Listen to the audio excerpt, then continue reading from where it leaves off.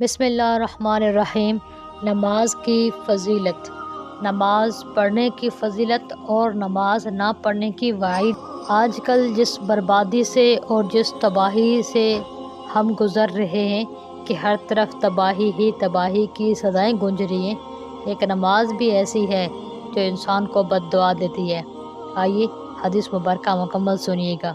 حضور صلی اللہ علیہ وسلم کا ارشاد ہے کہ جو شخص نمازوں کو اپنے وقت پر پڑھے، وضو بھی اچھی طرح کرے، خشوع و خضوع سے بھی پڑھے، کھڑا بھی پورے وقار کے ساتھ ہو، پھر اسی طرح رکوع سجدہ بھی اچھی طرح اطمینان سے کرے، غرض ہر چیز کو اچھی طرح ادا کرے، تو وہ نماز نہایت روشن چمکدار بن کر جاتی ہے اور نمازی کو دعا دیتی ہے کہ اللہ تعالی شانہ تیری بھی ایسی ہی حفاظت کرے جیسی تو نے میری حفاظت کی۔ اور جو شخص نماز کو بری طرح پڑھے، وقت کو بھی ٹال دے، وضو بھی اچھی طرح نہ کرے، رکوع سجدہ بھی اچھی طرح نہ کرے، تو وہ نماز بری صورت سے سیاہ رنگ میں بدل کر بد دعا دیتی ہے کہ اللہ تجھے بھی ایسا ہی برباد کرے جیسا تو نے مجھے ضائع کیا۔ اس کے بعد وہ نماز پرانے کپڑے کی طرح سے لپیٹ کر نمازی کے منہ پر مار دی جاتی ہے۔ خوش نصیب ہیں وہ لوگ جو نماز کو اچھی طرح پڑھیں۔ اللہ تعالیٰ کی اہم ترین عبادت ان کے لیے دعا کرتی ہے، لیکن عام طور سے جیسی نماز پڑھی جاتی ہے کہ رکوع کیا تو وہیں سے سجدے میں چلے گئے، سجدے سے اٹھے تو سر اٹھانے بھی نہ پائے تھے کہ فوراً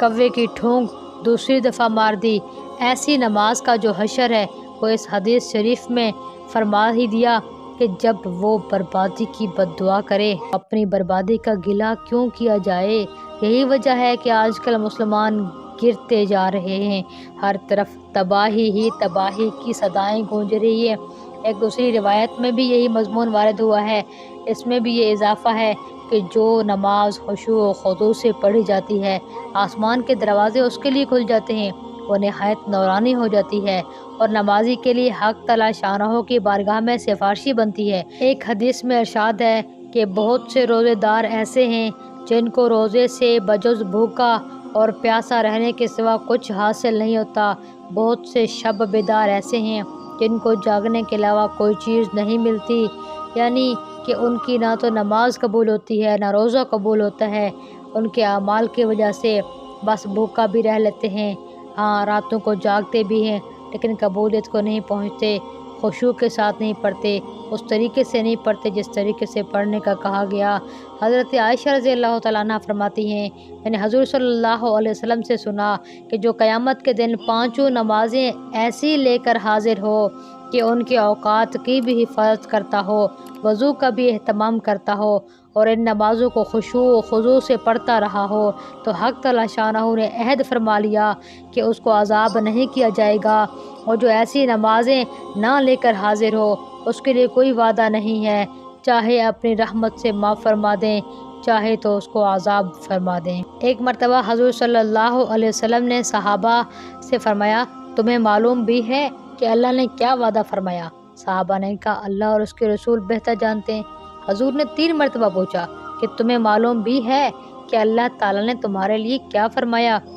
صحابہ نے وہی جواب دیا کہ اللہ اور اس کے رسول بہتر جانتے ہیں۔ حضور نے فرمایا، حق تعالی شانہ